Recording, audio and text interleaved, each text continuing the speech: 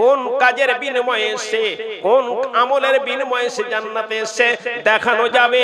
এই লোকটা পৃথিবীতে চরিত্রবান ছিল, এই লোকটার ব্যবহার ভালো ছিল, এর কারণে সমস্ত আমলকে বাদ দিয়ে ব্যবহারের কারণে বেশি বেশি মানুষ জান্নাতে যাবে।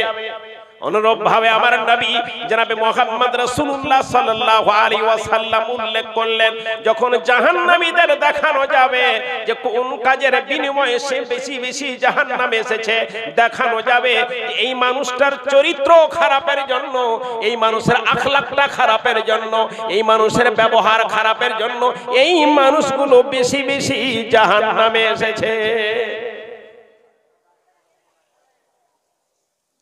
মুসলমানের চরিত্র কেমন হওয়া উচিত? পৃথিবীতে কোন মানুষের এরকম আইডিয়াল এবং নমুনা নাই। আমার সামনে এমন একজন আইডিয়াল এমন নমুনা রয়েছে।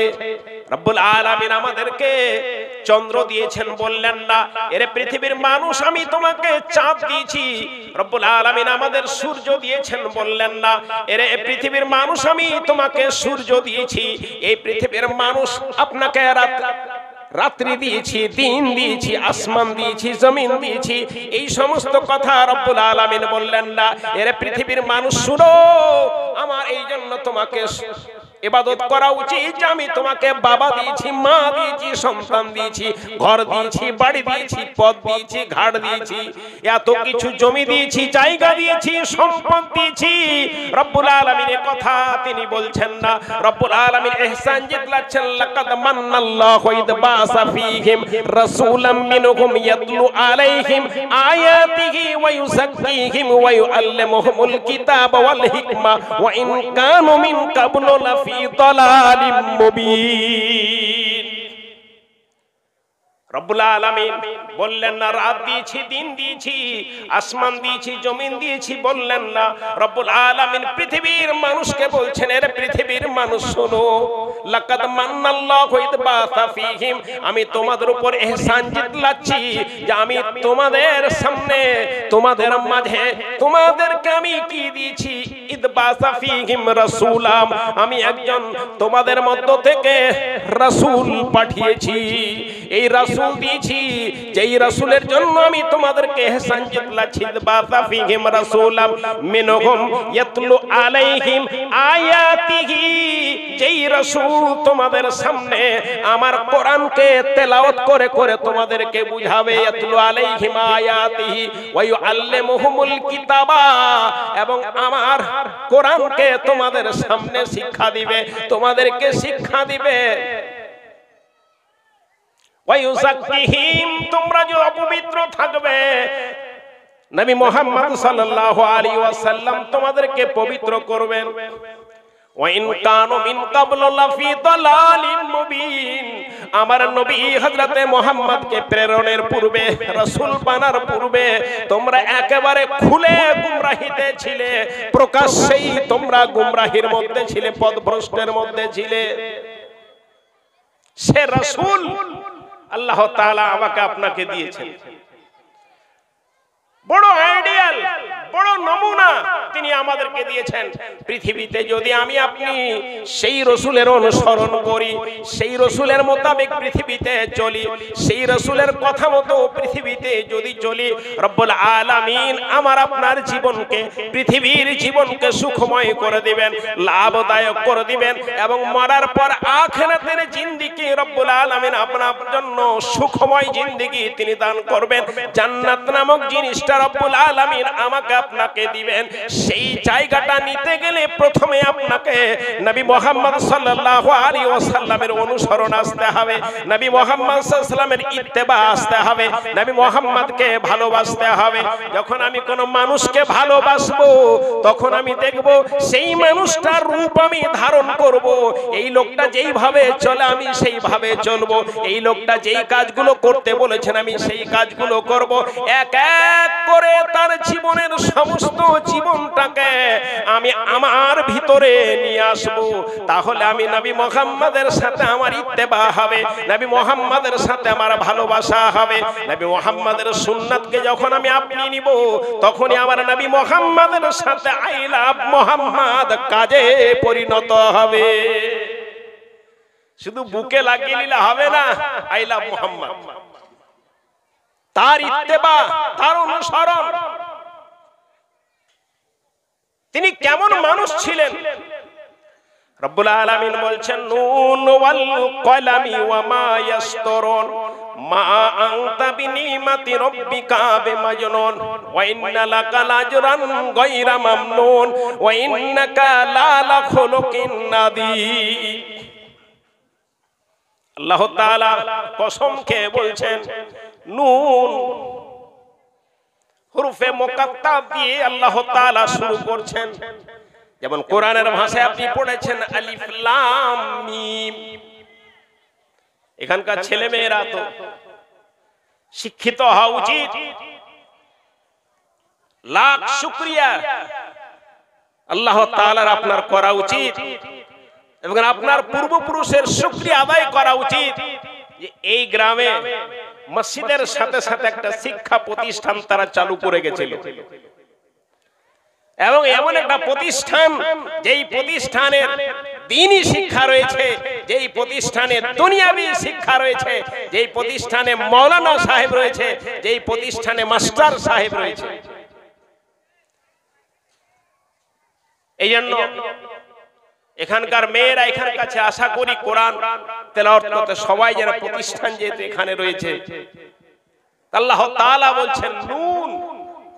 কোরআনের মধ্যে এমন রয়েছে আলিফ লাম মিম, আলিফ লাম রা কাফ, এই সমস্ত শব্দ দিয়ে আল্লাহ তাআলা যে শুরু করছেন অক্ষর দিয়ে, একে হুরুফে মুকাত্তাআত বলে। তাফসীরে লিখছে আল্লাহু আলামু বিমুরাদি। এই হুরুফে মুকাত্তাতের অর্থ আল্লাহ তাআলা ছাড়া কেউ জানে না। उसके मान अल्लाह के अलावा कोई नहीं जानते हैं। तो नून वल कलमी वमा यस्तुरून, আমি কলমের কসম খেয়ে বলছি, ওয়ামা ইয়াসতুরুন, ওই সমস্ত বস্তুর কসম খেয়ে বলছি যেই সমস্ত বস্তু দ্বারা ফেরেশতারা লিখে, তার কসম খেয়ে বলছি। নুন ওয়াল কলামি ওয়ামা ইয়াসতুরুন মা আনতা বিনিমাতি বিরাব্বিকা মাজনুন।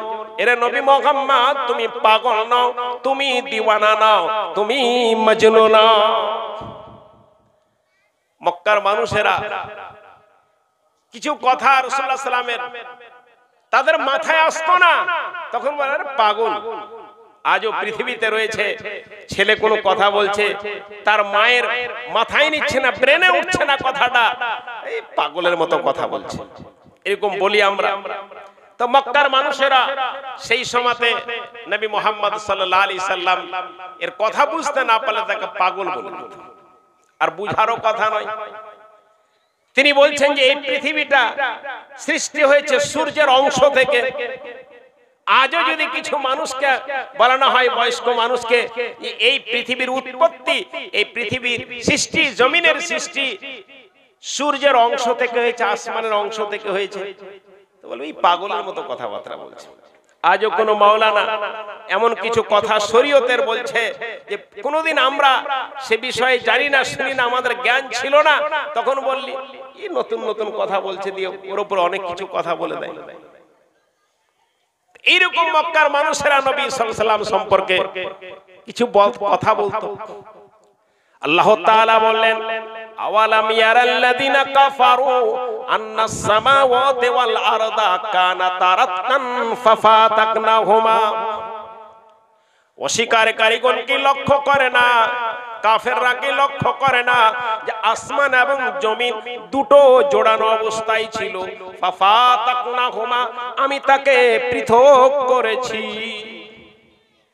এই কথা যখন রাসূল বললেন যে এই আসমান আর জমিন জোড়ানো অবস্থায় ছিল, এই পৃথিবীটা সূর্যের অংশ থেকে তৈরি হলো, তখন এই পাগল এই মুহাম্মদকে পাগল বলতো। যেই দিন আমার নবী বললেন আসমাউ মুদাব্বারুন, আসমান গোলাকার, আসমান যদি গোলাকার হয় তাহলে জমিনটাও গোলাকার হবে। জমিনটাও গোল হবে। সেই দিন মানুষেরা বলল নবী মুহাম্মদ পাগল। যেই দিন আমার নবী বললেন সমুদ্রের নিচে আগুন রয়েছে, আগুনের নিচে পানি রয়েছে, সমুদ্রের যে পানিতে পানি তার নিচে আগুন রয়েছে, এ কথা মানুষের যখন ব্রেনে আসতো না তখন নবী মুহাম্মদকে পাগল বলতো। যেই দিন আমার নবী বলেছিলেন ফুলে মধু রয়েছে, সেই দিন মানুষেরা নবী মুহাম্মদকে পাগল বলতো। আমার নবী একজন মানুষ ছিলেন, মানুষ যদি আজ আমাকে পাগল বলে, রাস্তা দিয়ে আমি হেঁটে যাই আর আমার পাড়ার লোকেরা যদি বলে যে পাগল যাচ্ছে, এই যে পাগল যাচ্ছে, বলুন আমার মনে কষ্ট হবে কি হবে না? আমার নবীর মনে এইরকম কষ্ট হয়ে যেত যে আমি সত্য কথা বলি। আলেমগণ এমন কিছু কথা হাদিস ও কোরআনের মধ্যে পেল যেটা বলতে গিয়ে সাধারণ মানুষেরা বলে দিল ই ভুল বলছে, ই ভুল বলছে, একে ঢালাতে শুরু করতে হবে, ইমামতি থেকে বাদ দিয়ে দিতে হবে। সেই দিন আলেমটার মনে কষ্ট হয়, রব্বুল আলামিন তোমার দিনের কথাই মানুষকে বললাম, যে জিনিসটা মানুষের জানা ছিল না, এতদিন পর্যন্ত তারা ভুল করে এসেছে। আজ আমি যখন এই কথাটা বললাম, মানুষেরা আমাকে ঢেলাতে শুরু করেছে, মানুষেরা আমাকে গালি দিতে শুরু করেছে, তাহলে বলুন ওই আলেমটার কত কষ্ট হবে। যে রব্বুল আলামিন আমি তোমার কথাটা, তোমার শরীয়তের কথাটা, তোমার নবীর কথাটাই মানুষকে বলি আর মানুষেরা আমাকে অন্যায় ভাবে গালি গুপ্তা করে, বলুন রব্বুল আলামিন আমার মনে কষ্ট হবে কি হবে না? তেমনি আমার নবীর মনে যে কত কষ্ট হতো। আল্লাহ তাআলা নবী মুহাম্মদকে সান্তনা দিচ্ছেন, নুন ওয়াল কলামি ওয়া মা ইয়াসতুরুন মা আনতা বিনিমাতি রাব্বিকা বিমাজনুন। হে নবী মুহাম্মদ, তুমি তোমার প্রভুর দয়াতে, তুমি তোমার প্রভুর মেহেরবানিতে তুমি পাগল নও, তুমি দিওয়ানা নও, তুমি পাগল নও। মা আনতা বিনিমাতি রাব্বিকা বিমাজনুন ওয়া ইন্না লাকা লাজরান গায়রা মামনুন। এরে নবী মুহাম্মদ শুনো, তোমার মনে কষ্ট হয়েছে, কিন্তু তুমি শোনো, তোমাকে আমি অফুরন্ত নিয়ামত দিয়েছি, যেই নিয়ামতগুলো কোনোদিনও শেষ হবে না। এমন এমন নিয়ামত আমি তোমার নামে লিপিবদ্ধ করে দিয়েছি, তোমার নামে জারি করে দিয়েছি, সেই নিয়ামতগুলো কোনোদিনও শেষ হবে না, অফুরন্ত নিয়ামত দিয়েছি। তারপর আল্লাহ তাআলা নবী মুহাম্মদকে সান্তনা দিয়ে বলছেন, এরে নবী শুনো, ইন্নাকা লালা খুলুকিন আযীম, তুমি মহাময়, তুমি মহান চরিত্রের মানুষ, তুমি চরিত্রবান মানুষ, তোমার মতো চরিত্রবান মানুষ পৃথিবীতে আর নাই রে নবী মুহাম্মদ। কেন তুমি ভেঙে পড়ে যাচ্ছ? কেন তুমি মন খারাপ করছো? তোমার আত্মীয় স্বজনের কথাই কেন তুমি ভেঙে যাচ্ছ? ইন্নাকা লালা খুলুকিন আযীম, তুমি বড়ই চরিত্রবান মানুষ রয়েছো, তুমি বড় আখলাকমন্দ মানুষ রয়েছো। ইন্নাকা লালা খুলুকিন আযীম, বড় চরিত্রবান। তাহলে আল্লাহ তাআলা নবী মুহাম্মদকে বড় চরিত্রবান করলেন, আর আমি আর আপনি সেই চরিত্রবানের আমি মুত্তাবি, আমি আর আপনি সেই চরিত্রবান মানুষকে আমার আইডিয়াল হিসাবে পেয়েছি, আপনি আপনার আইডিয়াল নমুনা হিসাবে পেয়ে গেছেন। কেন যে আপনার চরিত্র খারাপ হবে এটা বুঝতে পারলাম না। কারণ এর মতো চরিত্রবান মানুষ আর পৃথিবীতে পাওয়া যায় না, সেই মানুষকে আপনি নমুনা হিসাবে পেয়েছেন, তাহলে আপনার চরিত্র খারাপ হওয়ার কোনো প্রশ্নই ওঠে না, আপনাকে এই দিক ওই দিক ঝাঁকার কোনো প্রশ্নই ওঠে না, এর দরজায় ওর দরজায় যাওয়ার, আপনি ঠোকার খাওয়ার কোনো প্রশ্নই ওঠে না। আপনার সামনে নবী মুহাম্মদ মজুদ রয়েছে, তার জীবন আপনার সামনে মজুদ রয়েছে, তার আপনি ইত্তেবা অনুসরণ করুন। মার বোন হযরত আয়েশা সিদ্দিকা রাদিয়াল্লাহু তাআলা আনহাকে সাহাবায়ে کرام জিজ্ঞাসা করছেন যে আপনি বলুন তো আপনার স্বামীর ব্যবহারটা কেমন? আজ আমি বড় বড় বক্তব্য দিই, চায়ের দোকানে বড় বড় ভাষণ মারি, নেতাগিরি করি, মানুষকে বিচার ও সালিসের মধ্যে বলি আমার মতো চরিত্রবান মানুষ নাই, আমি সবচেয়ে ভালো, আমি সবচেয়ে ভালো আমরা বলি। এটা আপনার স্ত্রীকে বললে আপনার পোল খুলে যাবে যে আপনি কত ভালো মানুষ। আপনার স্ত্রীকে জিজ্ঞাসা করানো যায় যে আপনার স্বামীটা কেমন, সেই দিন আপনার পোল খুলে যাবে আপনার স্ত্রী এইরকমই বক্তব্য বলবে, এইরকমই কথা আদি বলবে যে এর মতো খারাপ মানুষ আর পৃথিবীতে নাই। আর যাদের ভাগ্যকর্মে দুটো স্ত্রী হয়ে গেছে, ভাগ্যকর্মে দুটো স্ত্রী হয়ে গেছে, আর ভাগ্য কারণে বলেন বা দুর্ভাগ্যের ব্যাপার বলেন, যার দুটো স্ত্রী হয়ে গেছে তার বড় স্ত্রীকে আপনি বলুন যে আপনার স্বামীটা কেমন, ও গাল দিয়ে বলবে এইরকম পৃথিবীতে যেন আল্লাহ কারো স্বামী না দেয়। ছোট স্ত্রীকে যদি বলে তো গাল দিয়ে বলবে যে এইরকম খারাপ মানুষ আল্লাহ যেন কারো ভাগ্যের স্বামী হিসাবে না জুটায়। নবী মুহাম্মদ কেমন ছিলেন? সাহাবায়ে কেরাম জিজ্ঞাসা করছেন, ওগো আয়েশা রাদিয়াল্লাহু তাআলা আনহা, আমরা তো নবীর সামনে সাময়িকভাবে থাকি, কোন সমাতে থাকে, আপনি নবী সাল্লাল্লাহু আলাইহি সাল্লামের কাছে চরিত্রবান হিসাবে আপনি বলুন, তার কাছে আপনি 24 ঘন্টায় আপনি থাকেন, সর্বসময় নবীন আপনি থাকেন, রাতে আপনি থাকেন, দিনে আপনি থাকেন, নবীর সামনে আপনি সময় সময়ে থাকেন না, অঙ্গাঙ্গভাবে জড়িত থাকেন। ওগো আয়েশা, আপনি বলুন নবীর চরিত্রটা কেমন, নবীর ব্যবহার কেমন, নবীর আখলাক কেমন? হযরত আয়েশা উত্তর দিচ্ছেন, এরে সাহাবা বর্গ শোনো, তোমরা কি কোরআন তেলাওয়াত করো না?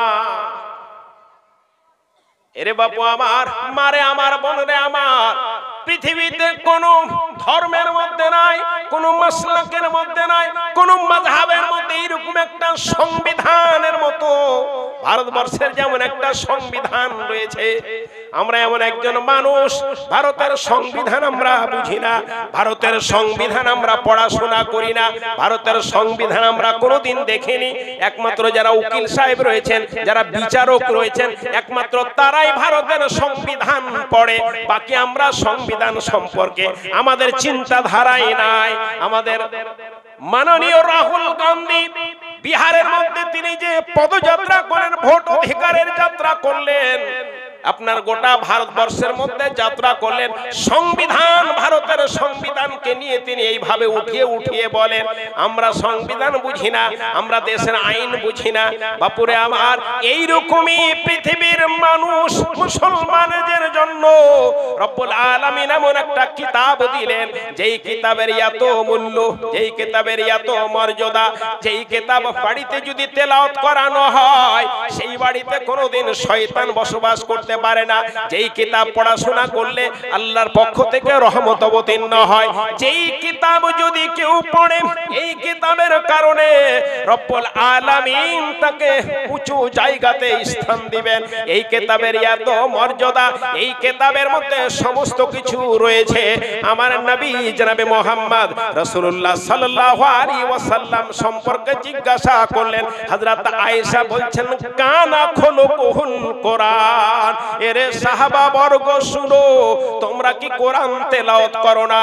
তোমরা কি কোরআনকে পড়ো না? আমার নবীর চরিত্র সম্পর্কে তুমি আমাকে জিজ্ঞাসা করতে এসেছো। এরে সাহাবারা শুনো, নবীর চরিত্রটা কানা খুলুকুল কোরআন, পুরোপুরি চরিত্রটাই ছিল কোরআন, নবীর চরিত্রটাই কোরআন।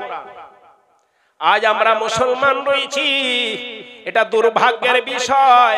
আমি কোরআন তেলাওয়াত করতে জানি না, আমার ছেলে কোরআন তেলাওয়াত করতে জানে না, আমার মেয়ে কোরআন তেলাওয়াত করতে জানি না। আরে বাপু, কোরআন ছাড়া জানি না কবরে যে আপনার কি হবে আমি জানি না, কারণ কোরআন আপনার জন্য অপরিহার্য, কোরআন আপনার জন্য লাজিম রয়েছে। এই জন্য প্রতিটি ছেলে মেয়েকে আপনাকে কোরআনের শিক্ষা দিতেই হবে। আমার নবী জনাবে মুহাম্মদ রাসূলুল্লাহ সাল্লাল্লাহু আলাইহি ওয়াসাল্লাম তিনি বলছেন যে কোরআন এমন একটা জিনিস, পৃথিবীতে সেই দিন সবাই পালিয়ে যাবে, যাদের জন্য আজ এত পরিশ্রম, যাদের জন্য ঘাম ঝরিয়ে পরিশ্রম করি, যাদের জন্য রাতকে দিন করে দিই, দিনকে রাত করে দিই, এত পরিশ্রম করি, তারা কেউ আমার কিয়ামতের মাঠে আমার সাথ দিবে না। সেই দিন আমাকে ছেড়ে পালিয়ে যাবে, কেউ আমার সাথ দিবে না, কেউ আমার পাশে সেই দিন আসবে না।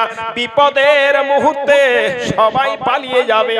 রব্বুল আলামিন তিনি বলছেন, ইয়াউমা ইয়াফিরুল মারউ মিন আখিহি ওয়া বিহি ওয়া উম্মিহি ওয়া সাহিবাতিহি ওয়া বানি। আমার পূর্বে বক্তব্য দিচ্ছিলেন যে হাসরের ময়দানে সব পালিয়ে যাবে, কেউ আশ্রয় নেবে না। আল্লাহ তাআলা প্রথমে বলছেন ইয়াউমা ইয়াফিরুল মারু মিন আখিহি, ভাই নিজের ভাই থেকে পালিয়ে যাবে। এটা প্রচলন রয়েছে আমাদের ভাষায়, এটা প্রচলন রয়েছে দেশীয় ভাষায় যে ভাইয়ের চেয়ে বড় কোনো দুশমন আর কেউ হয় না। আছে না এরকম? মানে ভাইয়ের চেয়ে আর বড় দুশমন কেউ হয় না। ভাই সবচেয়ে বড় দুশমন হয় ভাই, মায়ের পেটের ভাই সবচেয়ে বড় দুশমন হয়। এটা আমাদের প্রচলন রয়েছে। আর আল্লাহ তাআলা বলছেন যে ইয়াউমা ইয়াফিরুল মারু মিন আখিহি, হাসরের ময়দানে ভাই ভাইকে ছেড়ে পালিয়ে যাবে। তারপর কি বলছেন? ওয়াবিহি, বাবা নিজের সন্তানকে ছেড়ে পালাবে, সন্তান নিজের বাবাকে ছেড়ে পালিয়ে যাবে। ওয়াবিহি ওয়াবানিহি, সন্তান সন্ততি পালাবে, স্ত্রী স্বামীকে ছেড়ে পালিয়ে যাবে, স্বামী স্ত্রীকে ছেড়ে পালিয়ে যাবে হাসরের ময়দানে। প্রথমে আল্লাহ বলছেন ভাই ভাই থেকে পালাবে। অনেকদিন আগে এটা ফেসবুকে দেখেছিলাম, এটা হাদিস কোরআনে পাবেন না। আমি আবার হাদিস কোরআন ছাড়া বক্তব্য দিই না, কিন্তু উদাহরণস্বরূপ আপনাকে বলছি। এটা ফেসবুকে দেখলাম বহুদিন আগে, যেটা কূপে জল উঠাবার জন্য মানুষ বালতি নামাচ্ছে রশি বেঁধে জল উঠার জন্য। আগের যুগে তার ওই টিউবওয়েল ছিল না, আর সাবমার্সাল পাম্পও ছিল না। তো জল উঠাবার জন্য বালতি নামাচ্ছে, রশিগুলো খুলে নিচ্ছে আর বালতিটা রেখে দিচ্ছে, রশিটা ফেরত আসছে। আবার জল উঠার জন্য ডোল নামাচ্ছেন, ডোলটা আসছে না, শুধু রশি ফেরত আসছে। যারাই নামাচ্ছে প্রত্যেকেরই এই অবস্থা হচ্ছে। আশ্চর্য হলো গ্রামের মানুষ, এটা কেন, কারণটা কি, কূপের মধ্যে কি আছে? কেমন আছো? কূপের ভিতরে নামবে ভয়াবহ দৃশ্য দেখার জন্য, যেখানে বালতি নামায় বালতি ঘুরে আসে না, শুধু রশ্মিটা ঘুরে আসে। এটা দেখার জন্য কূপের ভিতরে কে নামবে? গ্রামের একজন মানুষ তৈরি হয়ে গেল, আমি কূপের ভিতরে নামবো, বালতি কে খুলছে দেখে আসবো, জিন আছে না পরী আছে, ভূত আছে না পেতনি আছে, কি আছে কূপের ভিতরে এটা দেখবো, আমি নামবো। তবে শর্ত রয়েছে, আমার বড় দাদা তোমরা আমাকে নামাবে, রশ্মি বেঁধে নামাবে।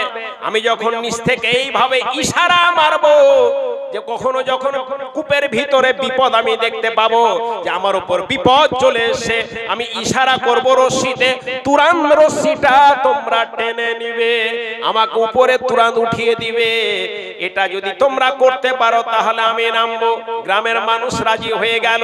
তুমি নামো না, ইশারা পেলে আমি তোমাকে টানতে শুরু করে দিব, কারণ তোমাকে কূপের ভিতরে তুমি নিজেই থাকবে, রশ্মি খোলার সুযোগটাও তাকে দিবে না, ইশারা করবে তুরান্ত আমরা টেনে নেব।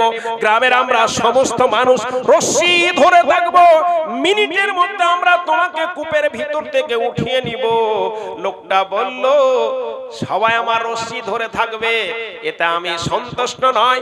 আমার ভাই, নিজের ভাই যদি আমার রশ্মিটা ধরে থাকে তাহলে আমি কূপের ভিতরে নামবো। শর্ত এতটুকুই রয়েছে, আমার মায়ের পেটের ভাই, 20 বছর থেকে তার সাথে আমার চলাফেরা নাই, 20 বছর ধরে তার সাথে আমার কথাবার্তা হয় না। আমার 20 বছরের মধ্যে আমার ভাই যে কতবার অসুস্থ হয়েছে, আমি কোনোদিন আমার ভাইকে দেখতে যাইনি।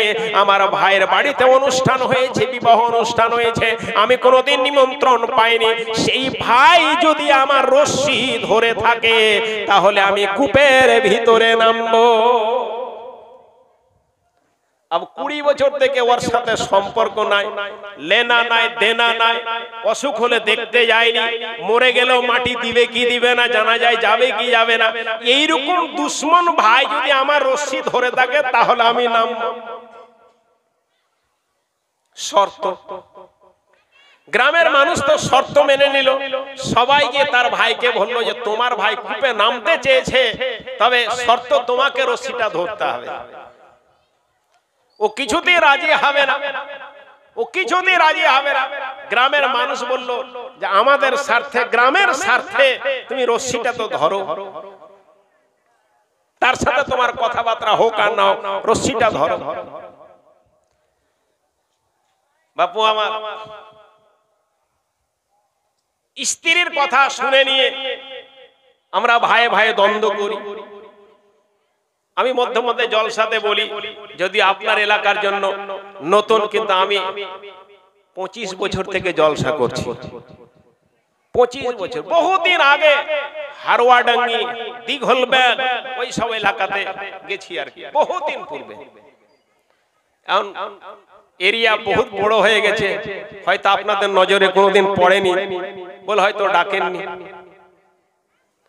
তা আমি অধিকাংশই জলসাই বলি, আল্লাহ তাআলা মানুষের জ্ঞান, এর মধ্যে পুরুষের জ্ঞান আল্লাহ স্ত্রীদের চেয়ে বেশি দিয়েছে, ডবল দিয়েছে বলা যেতে পারে। ডবল না হলে বেশি তো আছে কমজ কম। আপনার স্ত্রীর চেয়ে আপনার জ্ঞান বেশি, আমার স্ত্রীর চেয়ে আমার জ্ঞান বেশি, এটা নিয়ম কায়দা। ব্যতিক্রম হতে পারে, কারো স্ত্রীর কারো স্বামীর চেয়ে জ্ঞান বেশি হয়ে যেতে পারে, ব্যতিক্রম। কিন্তু এটা সার্বিক ভাবে দেখানো যায়, তাহলে চালাক হচ্ছে তার স্বামী স্ত্রীর তুলনায়। কিন্তু আমি মনে মনে ভাবি যে পৃথিবীতে সব স্বামীর চেয়ে স্ত্রীরাই চালাক বেশি। কেমন করে আপনাকে বলছি, ভালো লাগছে নাকি? উঠে যাচ্ছে লোক না, কি ব্যাপার? না আপনারা গান শুনতে চাইছেন? বেদের মেয়ে জ্যোৎস্না আমায় কথা দিয়েছে, আসি আসি বলে জ্যোৎস্না ফাঁকি দিয়েছে, এক চুম্বা দে দো বদলা মে ইউপি বিহার লাইলো, এসব আমিও জানি। কিন্তু বলি না এই জন্য যে হাসরের ময়দানে হিসাবটা দিতে হবে না, ওখানে হিসাবটা দিতে হবে। ওয়া क्या करेंगे? হাদিস ও কোরআন জানকে আজ 15-16 বছর থেকে বুখারী পড়াচ্ছি, এই ওস্তাদ যদি আপনার স্টেজে গান বলে, তাহলে কিয়ামতের মাঠে আল্লাহ আমাকে ছাড়বে? যেই লোকটা তাফসীর পড়িয়ে আসে, আজও কোরআনের তাফসীর ক্লাসে পড়িয়ে এসেছি, এই লোকটাকে আল্লাহ কিয়ামতের মাঠে ছাড়বে যে হাদিস কোরআন বাদ দিয়ে অন্য কিছু বলেছিস? কিন্তু 8-10টা গান বললে যারা ফেরত যাচ্ছে তারা ঘুরে ঘুরে চলবে, চল এই হিমা মালনী এসছে, নাহলে শাহরুখ খান এসছে, না হলে আপনার শতাব্দী রায় এসছে, না হলে আপনার আরো কিছু গায়ক, নায়ক আর নায়িকার কথা বলবে এসছে, চল বাড়ি ফেরত চল। প্রথম ইমরুল কায়েস যখন বক্তা হয়েছিল, তো কথায় কথা আলোচনা হতো, বহুদিন তার সাথে ওয়াজ করেছি ইমরুল কায়েস মুর্শিদাবাদে। তো বলছে যে মনিরুল, একদিন স্টেজে উঠলাম, তা আমি উঠার পরই লোক চলতে শুরু হয়ে গেল। তখন আমি একেবারে যুবক ছেলে, লোক হাঁটতে শুরু করলো। আমি সভাপতিকে বললাম যে আপনি পারমিশন দিবেন আমি লোকটিকে ফেরত নিয়ে আসা। তো সভাপতি বলছেন যে থাকলো পারমিশন, আপনি নিয়ে আসেন। তো বলছে 3খানা গান বলেছিলাম, 3খানা পল্লীগীতি গান বলেছিলাম, আব্দুল আলিমের বাংলাদেশের পল্লীগীতির গান। তো বলছে স্টেজ ছাকাছাক হয়ে গেছিল। প্রথম গান শুরু করলাম যখন, ইমরুল কায়েসের গলার আওয়াজ তো আপনারা জানেন যারা ওয়াজ শুনেছেন। তো বলছে প্রথম যখন গান বললাম, যারা উঠবো করছিল আর উঠেনি, যারা রাস্তায় গেছিল আর আগে বাড়েনি, ওখান থেকে ফেরত এসে 3 গানে স্টেজ ছাকাছাক হয়ে গেছে। 3 গানে। মা হাদিস ও কোরআনের কথা বলি, লাভ হবে আপনার গুটি লাল হবে, আর আমার তো আমা আলাইনা ইল্লাল বালাগ হয়ে যাবে। আমার কি যায় আসে? আপনি নিয়ে এসেছেন আর জামাই আদরে খাইয়েছেন, ভালো জায়গাতে থাকতে দিয়েছেন, 4 চাকা করে কিশোরগঞ্জ থেকে নিয়ে এসেছেন, আবার ভালো জায়গাতে ঘুমাতে দিবেন, সকাল হওয়ার পূর্বে আবার গাড়ি নিয়ে পৌঁছে দিবেন কিশোরগঞ্জে, বাড়ি চলে যাব, এবং যাওয়ার সময় মোটা অঙ্কের টাকা দিয়ে পকেটটা ভর্তি করে দিবেন। আমার আপনি শুনলে 12 না শুনলে 13, আপনি যত তাড়াতাড়ি যাবেন তত আমি এখান থেকে ছুটি পাবো। এই জন্য আমার কোনো যায় আসে না। কথা বলছিলাম যে আপনার স্টেজে বহু জায়গায় বলেছি যে আমাদের স্ত্রী আমাদের চেয়ে চালাক। কেমন চালাক? আপনি দেখবেন আপনার স্ত্রী তার মায়ের সাথে ভালো সম্পর্ক রেখেছে, আপনার স্ত্রী তার মায়ের সাথে ভালো সম্পর্ক রেখেছে, শুধু রাখেনি, আপনাকে তার মায়ের সাথে ভালো সম্পর্ক রাখিয়েছে। আপনার স্ত্রী কত চালাক যে আপনার স্ত্রী তার বাপের সাথে ভালো সম্পর্ক রেখেছে, শুধু ও রাখেনি, আপনাকে তার বাপের সাথে ভালো সম্পর্ক রাখিয়েছে। আপনার স্ত্রী কত চালাক, ও তার ভাইদের সঙ্গে বোনদের সঙ্গে ভালো সম্পর্ক রেখেছে, আপনাকে তার বোনের সাথে ভালো সম্পর্ক রাখিয়েছে। এর মা বাপুরে আমার, প্রতিদিন যখন বিকাল হয়ে যায়, সন্ধ্যা হয়ে যায়, আপনার দেওয়া ফোন দিয়ে, আপনারই ফোন দিয়ে, আপনার টাকা রিচার্জ করা সেই ফোন দিয়ে আপনার স্ত্রী প্রতিদিন তার মায়ের সাথে গল্প করে, তার বোনের সাথে গল্প করে, তার ভাইয়ের সাথে গল্প করে, তার ভাবির সাথে গল্প করে।